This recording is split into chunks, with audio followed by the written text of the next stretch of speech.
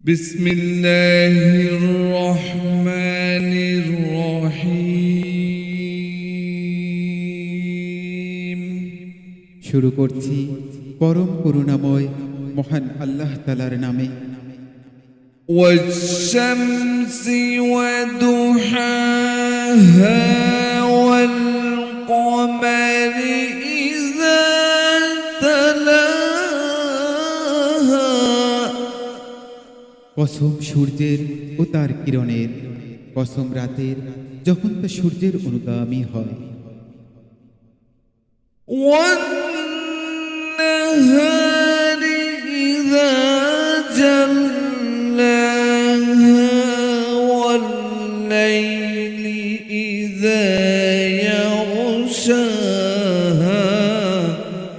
কসম দিবসের যখন তা সূর্যকে প্রকাশ করে, কসম রাতের যখন তা সূর্যকে ঢেকে দেয়। والسماء وما بناها কসম আসমানের এবং যিনি তা বানিয়েছেন।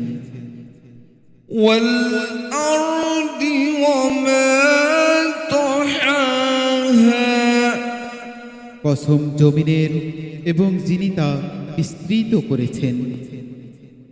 ونفس وما سواها فألهمها فجورها وتقواها কসম নফসের এবং যিনি তা সুষম করেছেন, অতঃপর তিনি তাকে অবহিত করেছেন তার পাপসমূহ ও তার তাকওয়া সম্পর্কে। قد أفلح من زكاها وقد خاب من دساها নিঃসন্দেহে সে সফল কাম হয়েছে যে তাকে পরিশুদ্ধ করেছে, এবং সে ব্যর্থ হয়েছে যে তা নফসকে কলুষিত করেছে।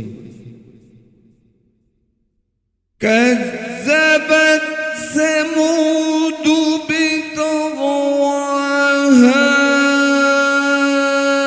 إذ انبعث أشقاها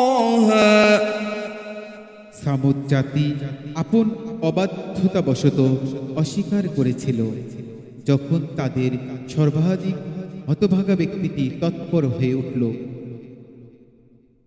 فقال لهم رسول الله ناقة الله